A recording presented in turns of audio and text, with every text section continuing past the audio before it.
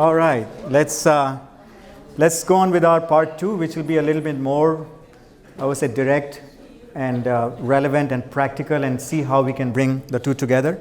And this is where I would love for you guys to kind of share your experience in terms of what we talked about in the first part. Hey, I've seen that happen. I've seen that play out. This is how it happened. We were trying to do this, and this is how it happened. Maybe, just share some experience and see how we can connect the dots. Okay? So, definition, I have to start with the definition. What's project risk management? The reason it gets a little bit interesting is because when we hear of risk, typically we think of loss or damage or harm or something that can go wrong. From a project management point of view, we are also talking about risks that can result into a significant benefit. So our intention here is to increase the probability of that positive outcome and reduce the probability of the negative outcome. Right? That's what project management risk is defined. So we know about the big three, right? We know about the budget, we know about the scope, we know about the schedule. Those are the big three. And we are, as project managers, we are keeping a very close eye on any item that can impact the risk there, right? But there are others. A long list, right? Health and safety, quality of the final outcome, regulatory, if you're in a regulated industry. Cybersecurity is an emerging risk. Just about a few weeks ago, I gave a presentation on cybersecurity in my field, which is in medical. It's becoming more and more relevant for all of us in any industry we are in. Weather, right? Hurricane comes, how do we plan for that? It has an impact on everything we do. Market, social, political, legal, and so on. Now, in many scenarios, you will already have systems in place in your organizations to take care of these things that can affect your project, right? You might already have things in place that help you take care of the big list so that your focus can be on anything that can impact the big three. But I just wanted us to be aware that there's more to outside your project that can affect those big three than you might think in the beginning. Those of you in the room, does it make sense that even though you're doing a project, you have to be aware of these risks, right? And you might have specific line items in your risk register or whatever you call it. Anybody uses risk registers, or some people call it risk trace matrix. It's a tool that allows you to keep track of individual items. And you might have items related to other risks that can impact, right? So we have to be aware of that. Question number 1, risk or issue, right? We keep hearing about, this is an issue. We have to think about that. What are you guys saying? Doesn't happen? Risk hasn't happened yet. I think an issue has. So what's an issue? An issue is a risk that's realized. Issue is a risk, so it has already happened, you think? Yeah. Okay. Anything else? Anybody else? What's an issue? If someone comes in your project team, say, I feel this is an issue. It's not meeting the expectation or the design. Okay. So many different interpretations. When we hear the words, we have something in effect, right? Remember, we think about, some people might say, issue, no problem, we can solve all problems. We have that confidence. Or issue, oh my God, we can fix something. Right? We have different, yes? You can almost say that an issue was a risk not realized. Issue with risk not realized. It has not happened yet, but it can. And someone is worried about it. No. Listen, you have your risks, so they're pre-planning for things that could happen. An issue is something that wasn't on that list. Okay, so it was left out. So you're saying that the issue was not considered in that planning. Yep, absolutely. So I always start with the dictionary. That's my first go-to place. So typically issue is defined in the dictionary as a vital, unsettled matter. Right. John, you and I have an issue. Right? Typically we would talk about that. Or project manager, hey, we have an issue. We never get everybody show up to our meetings on time. Is that a risk or an issue? It's an issue. But it could become a risk if people are not engaged. It could become an issue. Right? So a matter that is in dispute between two or more parties. What does PMBOK say? I mean, a lot of us have done PMP. Still fresh in my memory. So it's a current condition or situation. It's very specific, beyond just the dictionary. Current condition or specific that may have an impact on project objectives. Doesn't say good or bad. Very different from the definition of a risk, right? So how is risk defined in the dictionary? It's defined as how we perceive it to be as mostly a loss or a damage. That's how we have understood this word. And personally for me, that was a challenge, to really expand my thinking of risk beyond just damage or loss, but also upside. To me, when I was doing project management, this question was not a relevant question, because the fact that we are doing a project, we are already thinking about the upside. Why would we do a project if I didn't have an upside? So as a project manager, my focus has typically been on what can go wrong. But PMBOK says, be aware that you might do something that can actually help you mitigate risks by getting better at something else more than what you expected. Maybe you can save some cost here and there to have a contingency reserve in another area. So for me, that was a learning experience.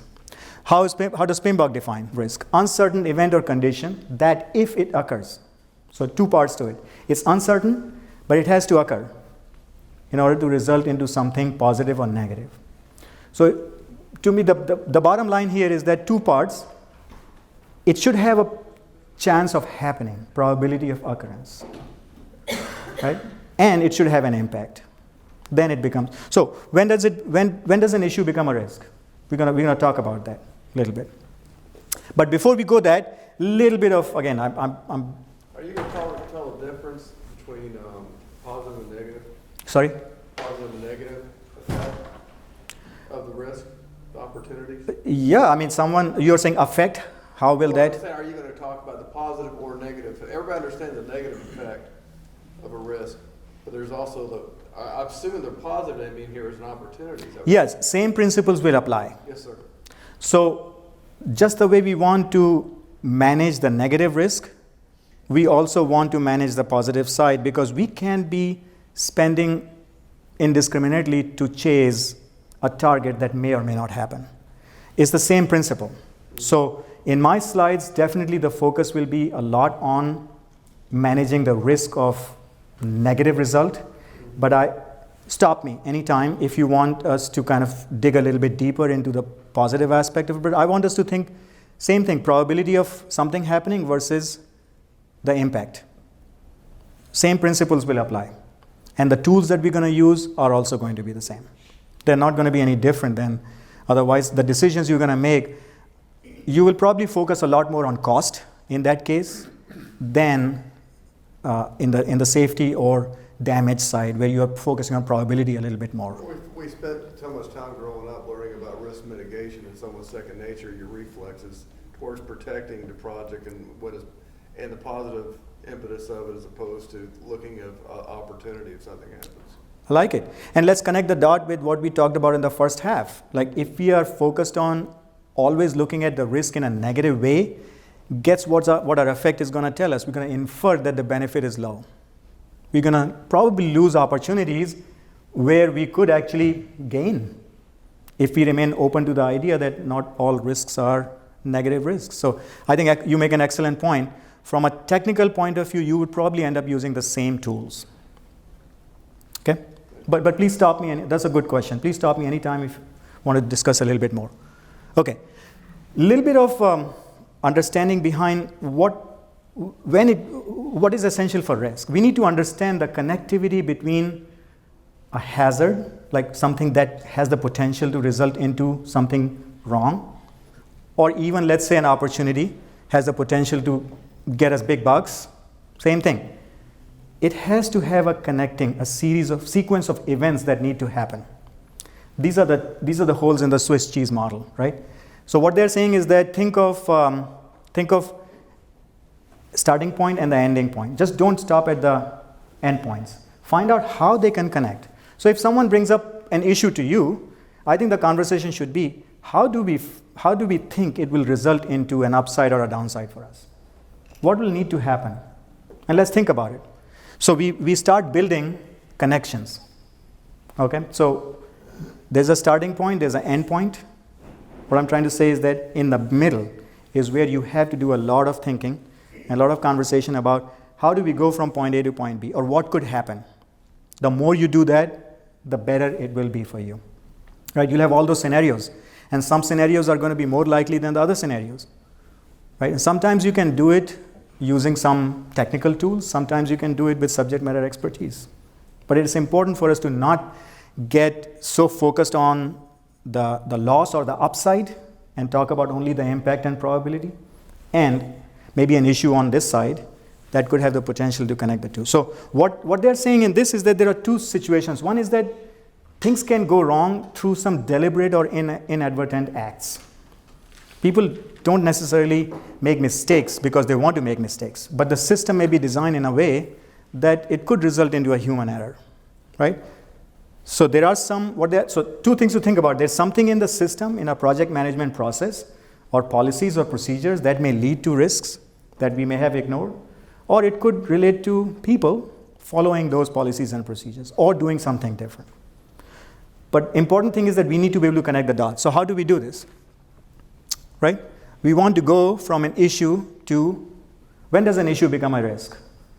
We are trying to figure out when it has a clear definition and connecting the dots, right? We're thinking about culture. Some issues are important to some cultures and they immediately say this is the highest risk we have to solve today. And it may not be the highest risk, or this is the highest opportunity. Maybe it's a favorite topic of the top person, right? Stakeholder influence, external environment. So I call issue as more like you have a gut feel about this. Somebody else has a gut feel about it, and they are bringing it to your attention. If you're the project manager, now you have to watch what's happening, what's affect doing to you. Are you listening to the risk side or are you listening to the benefit side? So we have to be very careful about that and really get the information to figure out if it has enough potential to connect to the endpoint. And we are looking for only two things. Do we have enough information to say that we can reasonably estimate how likely something is going to happen?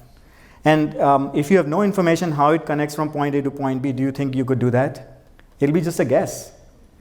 I just have a feeling it's going to happen to us because it happened in the last project, or it has happened somewhere in my other prior experience. So some people have feeling. So let's talk about that. What was the project? What was the scope? What kind of data you were dealing with? What kind of situation you had? And is that scenario likely in our case? So you are going to make, as much as you can, an effort to fill in the blanks. If you find yourself not being able to do that, and it's still a concern, you have to kind of ask around even more. Validate that issue, it's a real issue, and then keep at it, right? And in some cases, it may be that you have to live with it and you have to constantly monitor it, right? Or maybe as a project manager, you have a strong feeling about something or the other. That's also a key point to watch out. Always have a way to validate issues that could potentially turn into risk, but you don't have enough information. Maybe you have an issue register. Pembroke talks about that too, right? But keep a tally of what's migrating from issues to risks. Questions on this? Because I'm sure we have a lot of situations where we have conversations about issues. Right? Any thoughts? To me, you have to be able to connect the dots on paper and say these are the scenarios in which these issues can become risks for us, positive or negative. Okay, this is kind of intuitive, like we know that. It should span, it's not a one and done deal, right? It should span the entire project life cycle. Planning is a big part of it. And I like to use this. You guys have heard about this model, PDCA? Plan, do, check, and act. So I really like that. And you can apply it to risk management as well. Right? So what are we going to do when we are in plan? We strongly recommend have a policy. Right? What is our policy on risk? Maybe we say safety risks are intolerable to us no matter what. We must do continuous improvement and we will continuously improve. Or we could say this level of financial loss is acceptable. But what's our policy of different types of risks? Because that helps you understand, that gives you like a roadmap. Process, what's the risk management process? And who does it? Who has accountability? What are the resources? Do we have the expertise to do it in-house or do we need? So these questions are no different than the questions you might ask in any other area of the project. Planning is planning. It just focuses more on risk, specifically on risk. And how are we going to report it? Who is going to see how often? How often should we redo it, right? So this is intuitive. Then do it. So there are 4 things we're going to talk about. How to identify risks, how to analyze them, how to evaluate them, and how to control them. Right? Those are the 4 things. That's where we are doing. We're going to check how effective we are. So to be able to check if we are effective, we need to have what? We need some measure, right? And are we going to wait until the outcome happens to be able to say our risk management was effective or not? Too late. Either if it happened, we didn't really evaluate the effectiveness of our work along the way, so we need to have some leading indicators. One thing that works well is near miss. So you guys a lot of you are in the IT field, correct? Cybersecurity being one. We are not going to wait until a hack happens, right? Because then it's already too late. But we are gathering clues every day that people operate on our systems where the vulnerabilities are. How many times people are having to reset their password?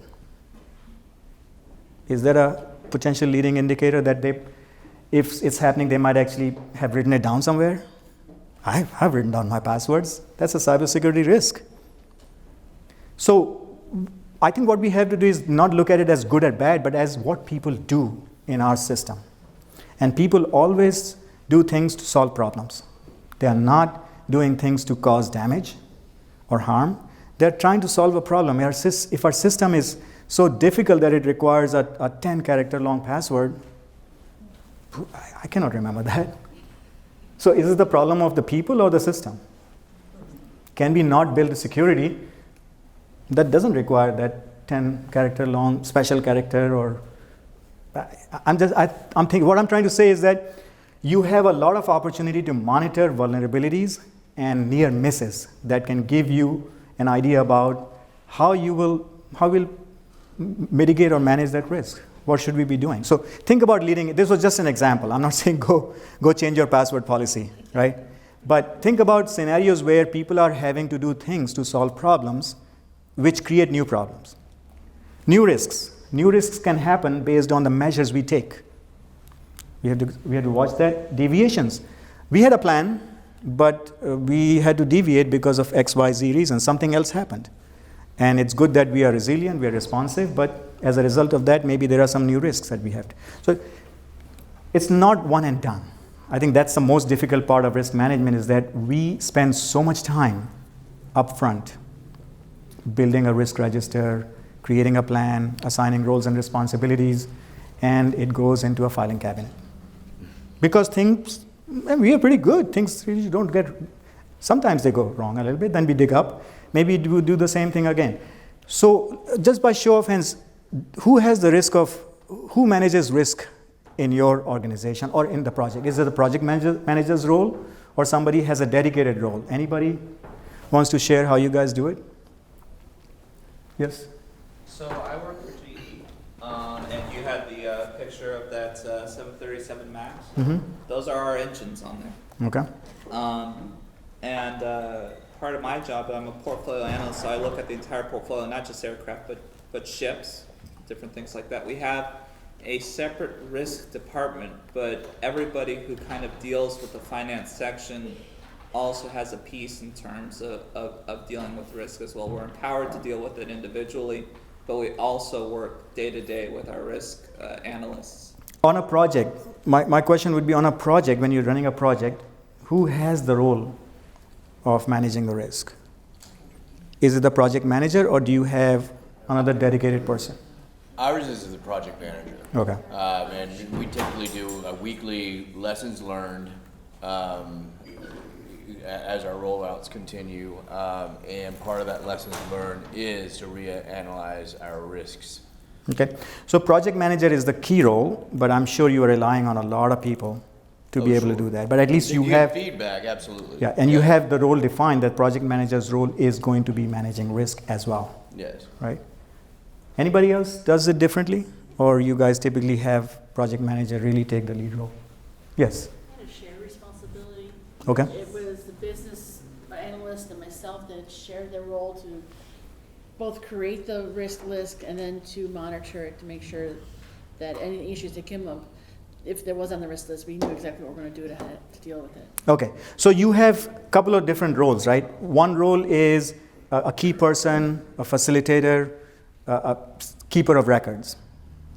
But you need a lot of subject matter expertise, right? Part of the plan should be to define.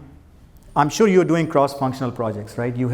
My experience is manufacturing, so I'm going to give you some examples from manufacturing, but this could relate to your roles as well. We might have a person from R&D, we might have a person from engineering, manufacturing, supply chain, legal, regulatory.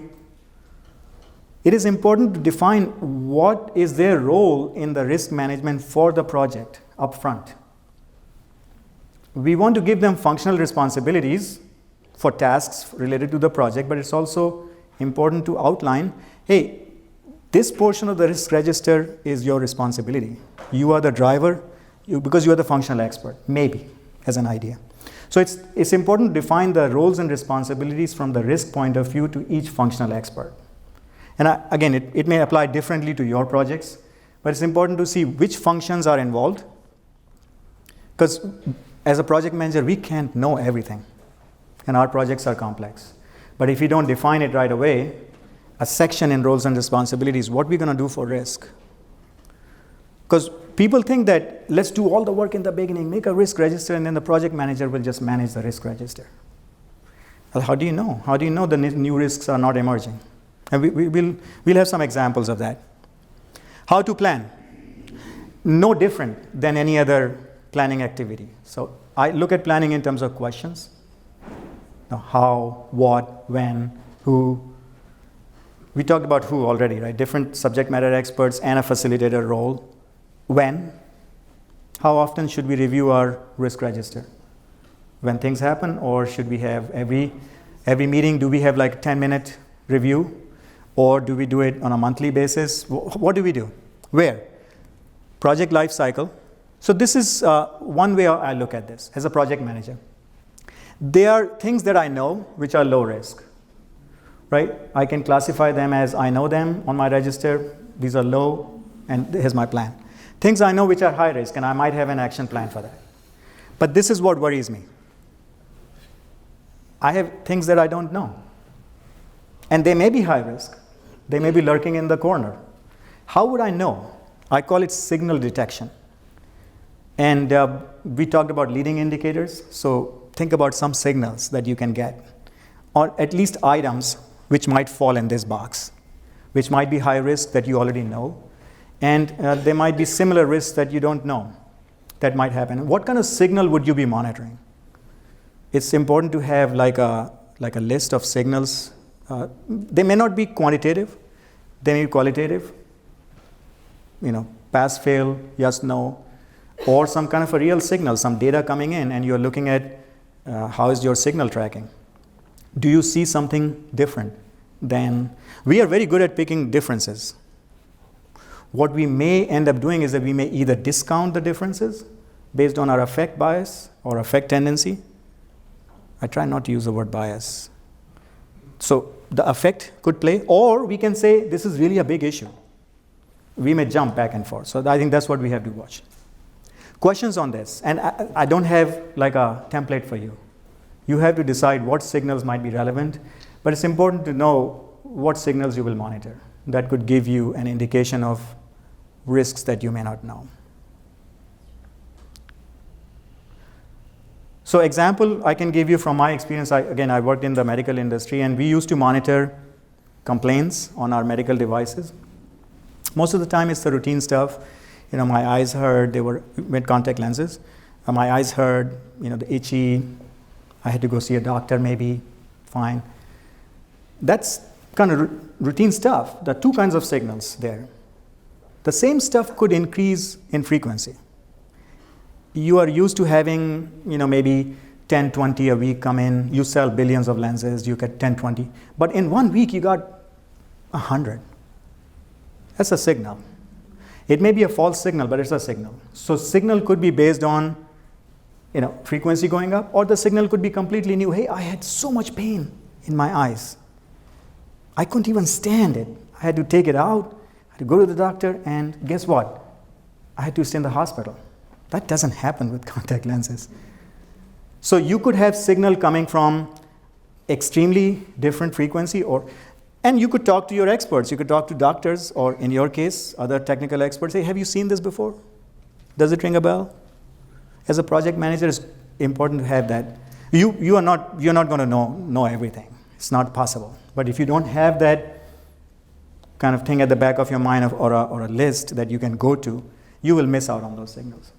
Questions on this?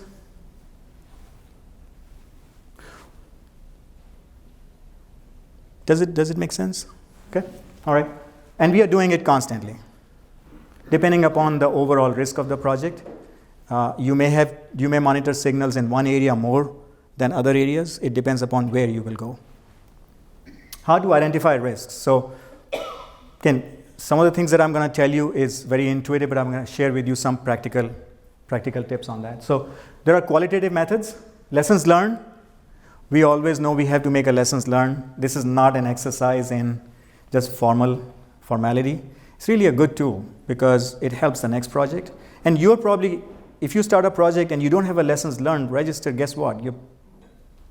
You're probably flying blind a little bit. That's a signal. Potentially in your cheese, you have a latent hole through which things can connect and an issue can become a huge risk for you because you don't have lessons learned. How would we have indication about the risks in our system if you don't have that? This is something which I think is pretty common now, right? This is, I don't want to kind of overemphasize it because I think we do it well. Brainstorming, conversation with experts. The thing to watch out here would be the effect of affect. Right? Some people are very vocal about their feeling because they have already taken a position, and you just have to watch out for that. And if you know how it can play into the risk-benefit ratio or the balance, you can consider that. Ask an expert is always, you have to have a panel of experts who will, that's why it's good to define those roles early on. Hey, you have a lot of regulatory information around this. What can happen on my project that can impact a regulatory view, right? Or safety. At least the list that I talked about on the away from the big three, those big things, that's where a lot of lurking problems could be for the project. And the more you plan early on how you will track those, the better it will be. But there are new quantitative methods too. A lot of data out there. I'm sure you are doing projects which are similar in some ways. Even if you're doing a breakthrough project, which a lot of us do, they have some similarity about what has been done in the past. So I talked about, again, customer experience and compliance with our medical products. We have a lot of data open from FDA that we can review. And go to their website, they have published that data. Look at the rates of injury on similar products, not exactly the same. Because you can get an idea about, so two things we are looking at, probability and impact, correct? So more data that we have, the better we can estimate probability. And we can get signal from that data to, hey, some people experienced really an extreme effect in this clinical trial. Very small number, but it was enough for us to pay attention to it, and this is what was done. A lot of open data. Don't discount that, even if it may not, you think it doesn't pertain to you. Machine learning is big. What machine learning does really is it allows you to have a model. We have let's say, typically failures happen at a very low rate, but we can still model them through mathematical techniques and say how likely it's going to happen in our project. You have to talk to an expert, but these tools are available. And virtual reality. Maybe you have a project, your prototype is all virtual, and you test with different users, different patients, different customers. You create a virtual model or a prototype, and you get early data on what the failures could be. In your projects, is the end product, is there interface with the customer, with a end user or a person, or it's just automated? Mixture of both? Someone is using it, right? And a lot of the risk could come from the way people use things. We call them use errors, not user errors. Important difference, use errors. People don't make mistakes on purpose. Something forces them to make a mistake. So virtual reality, augmented reality, whatever you want to call it, people are doing it for all kind of purposes, right? They build it and they have it kind of virtually experience and see what use errors could happen. Some of it could be in the R&D. Again, you have to define, for the R&D folks or engineering folks, you have to define their role. How would you go ahead and find potential use errors so that I can manage them in my project? So a lot is happening on the quantitative methods as well, both qualitative and quantitative. Questions? I'm not telling you anything new here, right? What I'm trying to say is to what extent you rely on one versus the other and stay open to other possibilities. And constantly go back to the experts and say, what more? What else? What else? Okay? How to analyze risk. So when we are trying to analyze risk, we talked about two things again to emphasize, probability and impact. Analysis of the risk means that we should be able to assign some level of probability. And we should be able to understand the impact. But how do you do it? Right? Again, the big three. Impact and probability. So probability on one hand could be very rare, hitting a jackpot, versus very certain, like taxes are due. It could be as simple as that. But along the way, how do we quantify that? And on the other side, impact could be low, whether it's financial impact or safety impact or product impact or brand impact. It could be low or it could be high. But what's low? What's high? That's the problem we are facing. What's low to me or what's high to me is, we talked about affect, can be heavily influenced by that. So how do we establish a scale? Same thing for opportunities. Do we chase every opportunity, or do we say it has to be a certain level before we go after that? How do we quantify impact and probability? Is it numbers? Is it high, medium, low? And if it's high, medium, low, what's high, what's medium, what's low? Do we have a common definition? How do we establish, when do we act? What's low enough for us to move on? Or what's high enough for us to act? How do we manage risk perception? So we talked a lot about affect. We talked about a lot about culture. With this knowledge and information, we need to be first aware and then figure out what's going on in our conversations. And how do we ensure consistent application? Not easy questions, but to me, those are the important questions before you even attempt to do it. Now, you may have a procedure, right? You may have a procedure in your company. This is how you must analyze risk. So I see some heads nodding, right? You could have a procedure, or you may not have a procedure. But if you don't have a procedure, you are likely to have very inconsistent interpretations driven by risk perception that we talked about. Questions on this? Okay. Qualitative or quantitative. So we talked about this. So you could have like a simple 5x5 grid, very low, medium, high, very high, critical. People have used terminology like that. Or extremely rare, frequent, very frequent, always.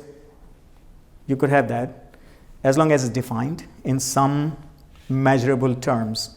Or even if it's not definable, we should make an attempt to define it and consistently improve it. So you could have a situation like red, yellow, green. We talked about that. A red zone where you must do something, otherwise you cannot move on. Yellow, yeah, it's iffy. Green, yeah, we're good. This is done quite frequently in industry because we just don't have quantitative measures. The problem with this approach is we sometimes find ourselves having to explain our actions when we took some action that was not needed, or we didn't take actions when something was needed. because we just don't know. We have to kind of constantly adapt to that situation. So that, I think there is some subjectivity to it, but it's better than nothing. It's better than flipping a coin. On the other hand, you could do a lot of fancy stuff, right? I'm an engineer by training. I get excited about these tools, but you can do a lot. At the end of the day, you have to be able to define the impact in terms of some loss value or gain value.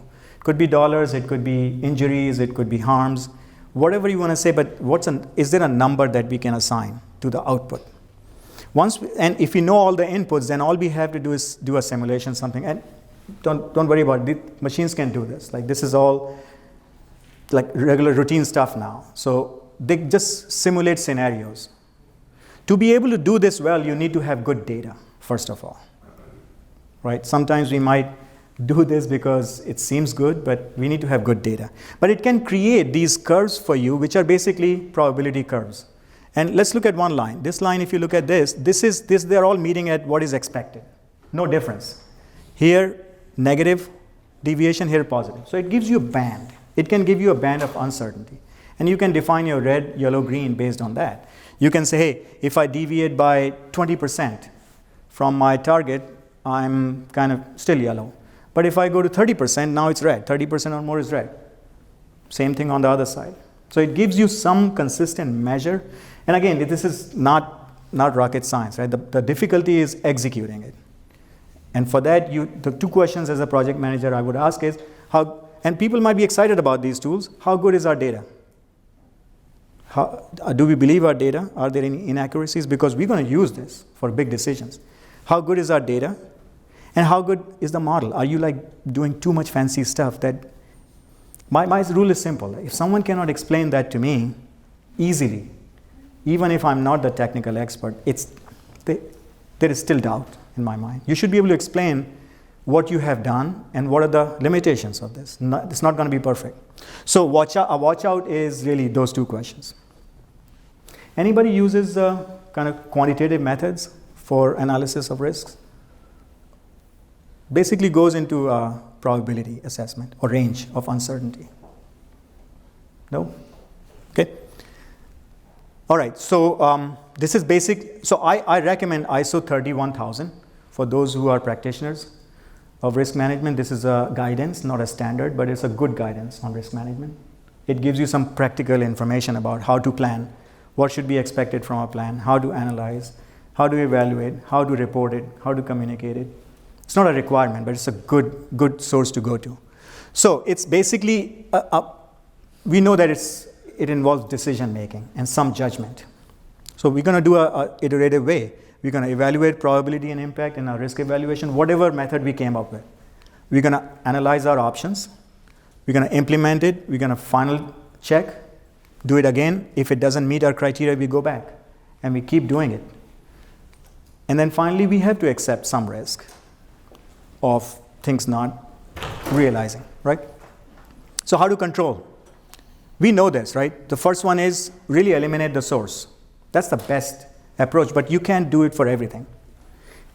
You can design things out in your design, right? You can just have error proofing in your methods, checklist. You can change the objectives. We just cannot achieve this. And this happens, again, in my industry quite a lot, where we go to FDA and say, this is what our intended use is. As soon as we define the intended use, we are defining what the risks are. If, let's say, the intended use is to be used by adults 21 and above, that same product, even though it may work, may not be good enough to be used on pediatric population. Now, if your project is, for financial reasons, that we need to expand our customer base, you got to do a different risk assessment. You got to do a different risk control. But you may not be able to remove it. So you have to go back and say, not possible. It'll add 5 more years to the development and launch plan. What decision do we make? That's not an easy decision to make, to cut the intended use. But it is one way to do it. Mitigate is, we all know, we have to play the balance. We have to reduce it to as low as possible, as far as possible. Below, let's say if we have a tolerance for 10 to 30%, plus minus 10%. Let's reduce it to in that range. So you can do a repeatable process. Again, some of the examples I'm going to give you are from manufacturing. Improve detection. We talked about signals or alarms so that it's caught before things happen. And you can build redundancy. You can reduce exposure. Transfer is shift to a third party. We know that, right?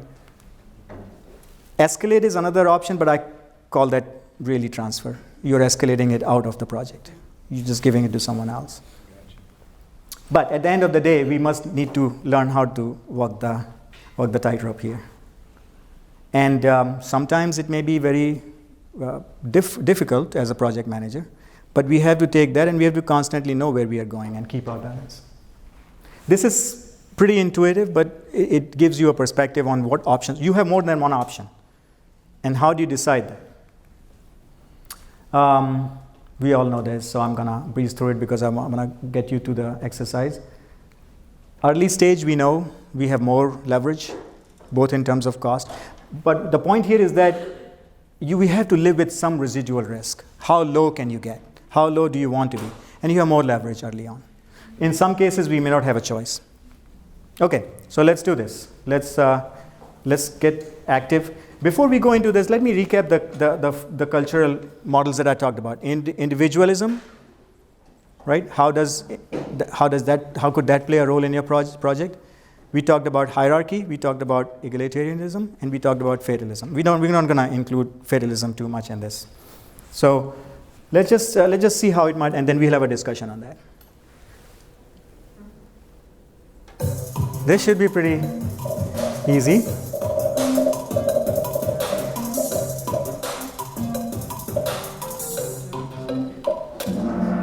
Okay. All right. Okay.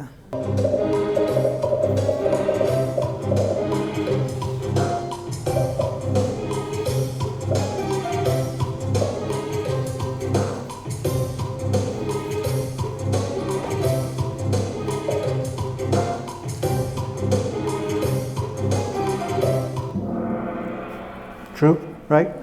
And this happens on project teams, right? You have team members from different departments. And even though you have the company culture, but each department has its own culture. And those who know it well, they know how to manage that team really well because they know where the other person is coming from. Okay? All right. Okay, we have someone taking the lead here.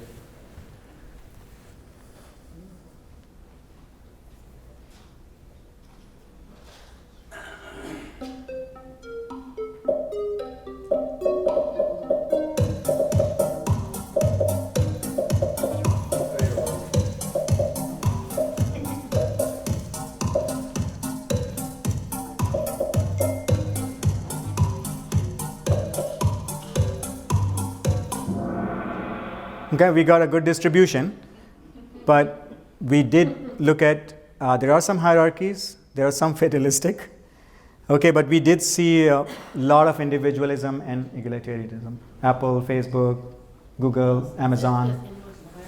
Yep. Okay. All right. Okay, so how about government?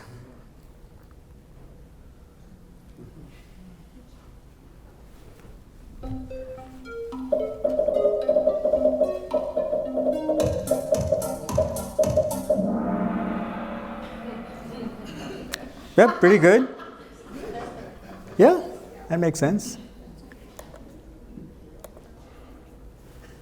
Okay, so this is now you're thinking about your organization.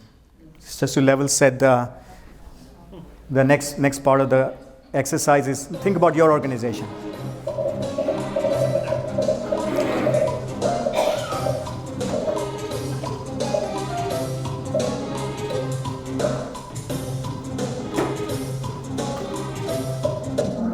Okay, so we have a lot of hierarchy, individualism, and that would make sense. And I gave you only kind of either or choice, so it's not like you have only one type. But that seems to be, you have to think about most of dominant culture. So when you're doing projects, you're thinking about that.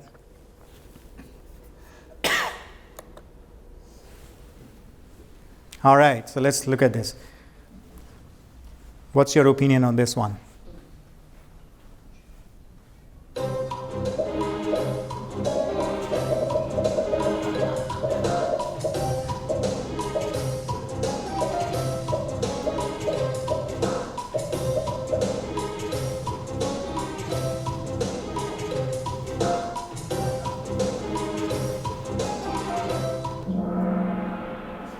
In a hierarchy, because it's very disciplined approach, process, procedures, some in individualism, yeah.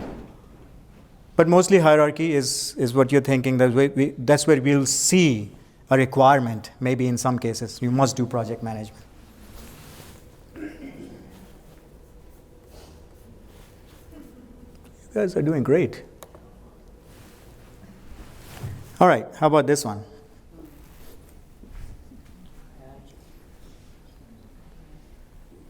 It's a big thing these days, right? And we have our growing pains with Agile, right?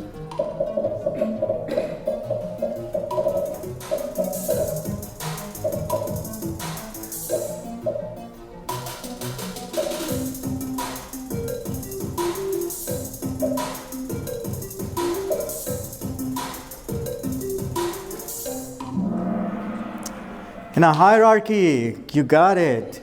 Awesome. So let's talk about that a little bit, right? This is important because everybody wants to do Agile, right? Everyone says they want to. Everyone says they want to do it. That's right. And we have a lot of organizations which are hierarchical in their culture, and we are having a problem with that. Okay? Anybody wants to talk about that? Loss of control. Loss of control. Exactly. Remember, the thread was disorder. They think, how can you be successful with Agile? You don't have a plan. Your plan is, oh, I'm going to figure out what happened this week and do something different next week.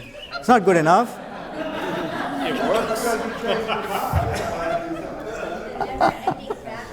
But it happens, right? It's the backlog we have an issue with. Okay, so what, can you say a little bit more about what's your issue with backlog? Our issue is the backlog, because if something doesn't get done in a sprint, they keep that in the backlog, and they keep saying, and then, the sponsors want to know, when is this going to get done? We'll tell you in the next sprint. Mm-hmm. And that's, yeah. So backlog never ends. It keeps growing. Backlog into long term. Backlog becomes a long term. Yes. And then it rolls And that's out what with we- the Okay, so this is a very, very practical thing that I want to spend a few minutes about. Why does the backlog keep growing?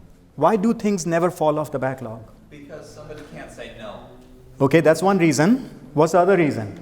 Too many other mission critical items come in. Not enough time, Limited resources. limited resources. Yeah, difficult thing to accomplish.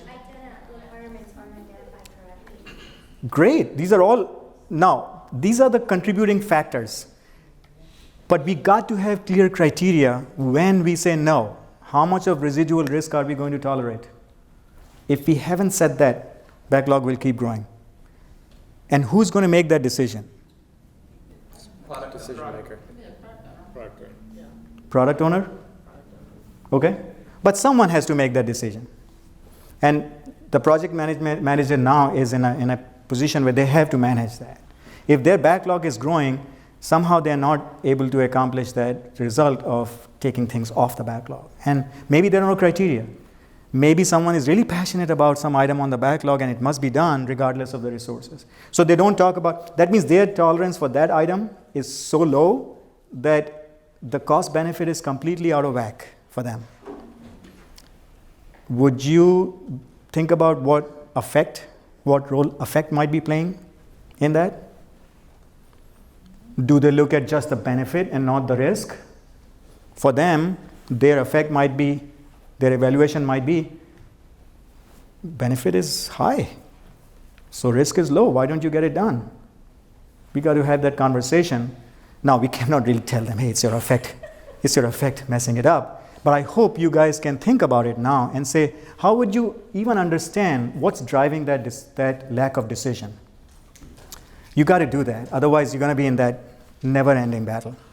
Good question. In a hierarchy, it might be difficult, right? Because now you have to go up the chain of command, then come down and try to do it with the team, then go back again, then come down. That's not agile at all. To be able to execute an agile project, we must also have an agile decision-making process, correct? If we didn't do that in our planning phase, our agile approach is going to be really difficult to pull off. And I'm sure you are probably, I don't have to tell you, you're probably living that on a day-to-day basis. In a hierarchy, I think you guys got it right. It's perceived as high risk. And that's now that you know the cultural norm is perceiving that as a high risk, in your planning, you may have to think about how you would mitigate that risk as a project manager. With respect to the backlog, though, if we're talking about a product backlog, that's not a project backlog. It will exist after the project is complete. Okay, so you can say we need to move on after we accomplish what do you call minimum viable product or something. After we accomplish this, we got to move on. So where do you draw the line? What's your MVP? That will determine when you move on. So And I think the Products don't backlog end. is, sorry, yes, the project is over, but then it's the perception of how successful that project was implemented. If the backlog is big, then everybody will just think like, oh, they didn't really think this through, this was just rolled out just to get it done, and then that perception is there. Mm-hmm. Mohib, you were saying something? This is the difference between a product and a project. A project moves a certain distance and it stops after scope or whatnot.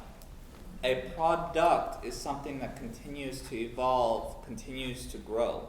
It doesn't stop. Mm-hmm. I think we understand that perfectly. How do you communicate that to someone who is particularly passionate about an item or a feature they want in a product that you got to have no matter what? It's a real issue, and you can say, sure, it'll be the next generation, but they don't want to wait until the next generation. They want it in this generation. But their position might be influenced by affect, is what I would like us to remember. It may not be completely rational, not necessarily rational, but completely data-driven decision.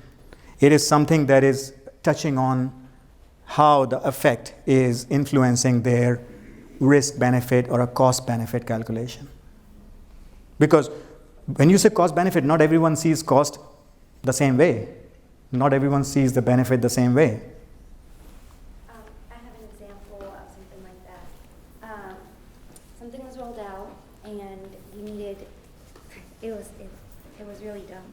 The submit button was all the way at the top. So when you're filling out the application, you have to go all the way down, right? Mm-hmm. And then the agents kept forgetting that it had to be at the top. So then they would submit the application without binding it. What ended up happening was we had to, with payment as well. So that's a bad thing for us, though. We would have to, then the system would automatically cancel, they'd have to rewrite it, big issues. Minor detail, but, they're saying it's working as designed, so that goes to the backlog. So that's kind of like where the user experience is causing, how do I say this, more work. More work. A Because, high risk. got it. Because if we have an application with payment, Got it. that's a bad thing. Got it.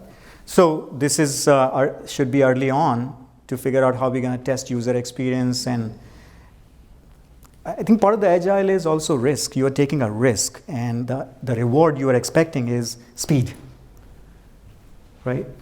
Why do agile? Flexibility, that's the reward. Okay. Flexibility. Okay. It gives you, so you are doing some cost benefit for agile itself. Everyone is doing that. Okay, so I think we got it, right? Anybody else has any other comments, questions? But we would expect resistance and perceived risk in an organization which is used to a command and control type of structure, an org chart, right? It might be much easier where you have a lot of matrix type of a structure. Which brings us to our next question.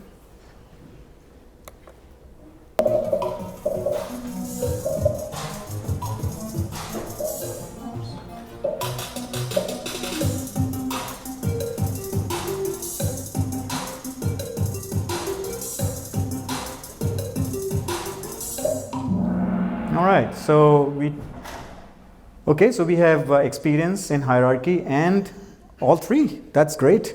That's great. If it's working in a matrix structure. And some people picked individualism, where every individual is free to do what they want and what's best for them. And some did egalitarianism. Okay, good. So it can work in many different organizations. Okay, I think we have one more. Someone took a lead. All right, how about loss of an approved supplier? Could this be a risk on somebody's risk register?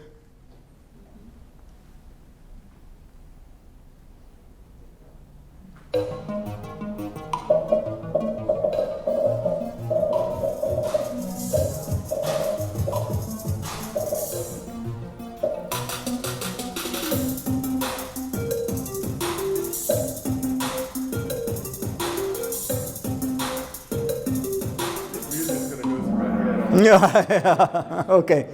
Hierarchy and all three.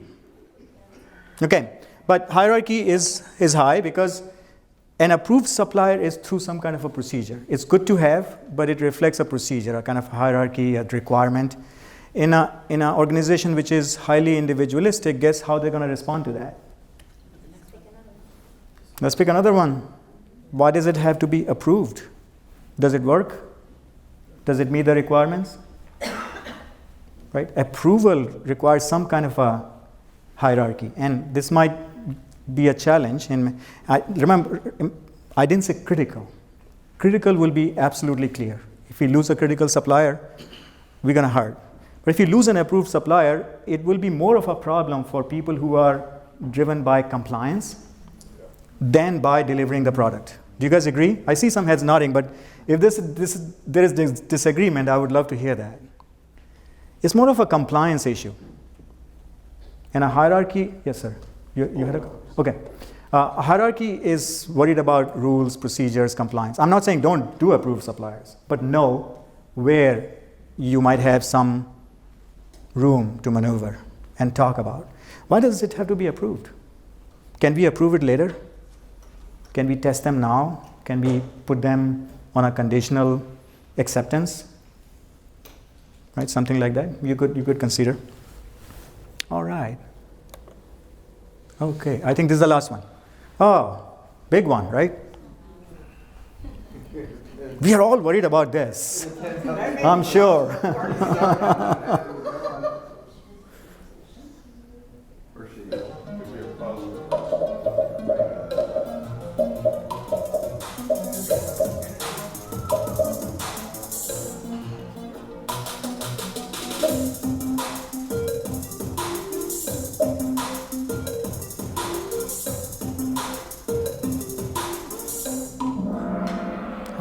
All three.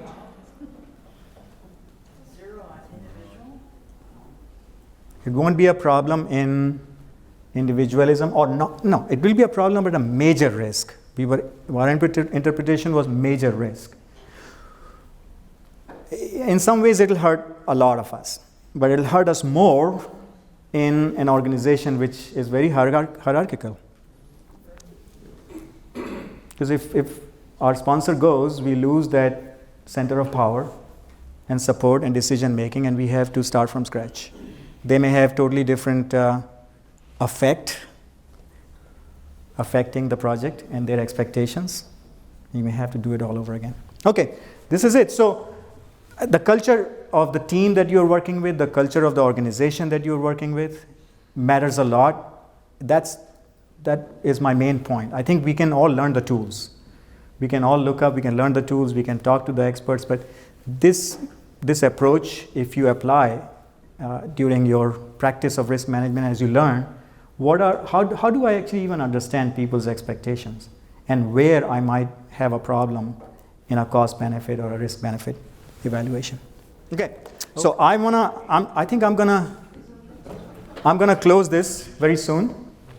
So two sides of risk management, and we talked a lot more about the experiential side because that side gets typically I would say, passed over or really assumed that everyone will see things the same way. So I'm going to we are using both of our systems all the time.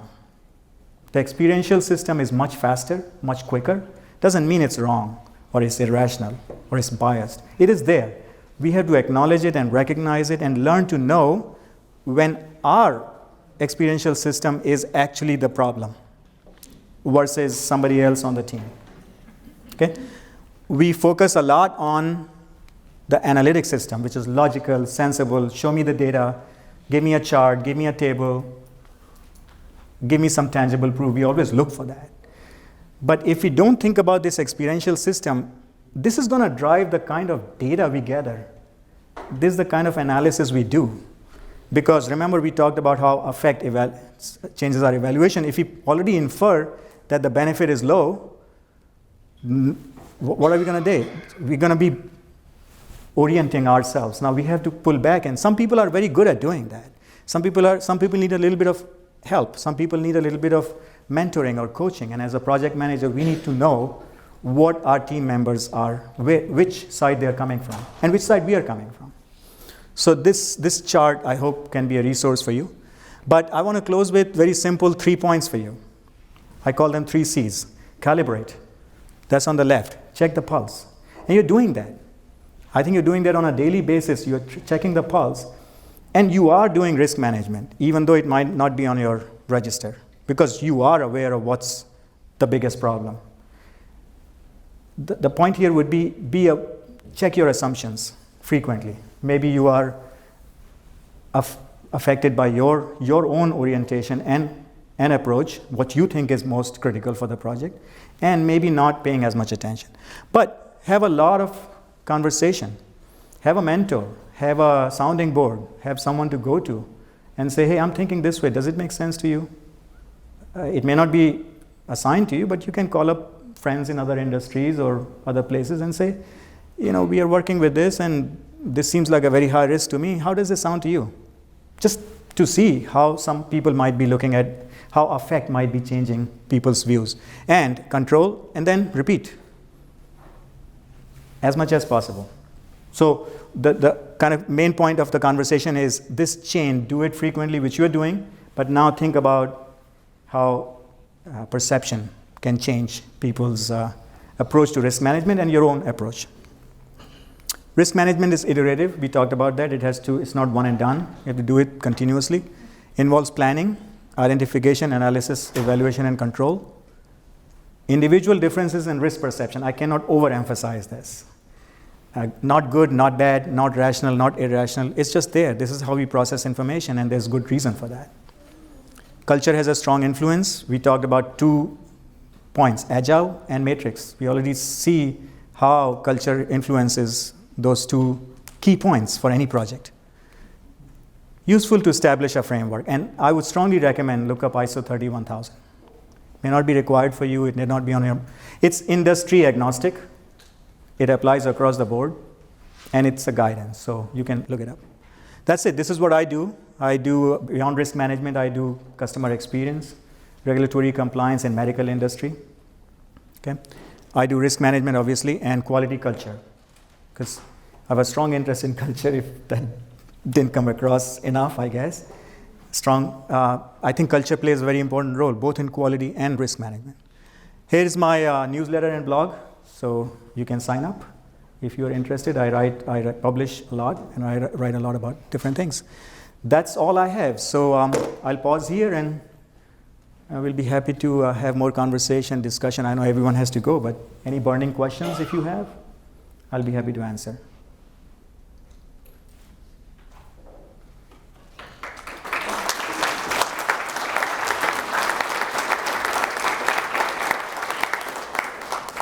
Thank you. And I'll have the slides available. So I'll send the link to your project, to your chapter leaders, and they will pass it on.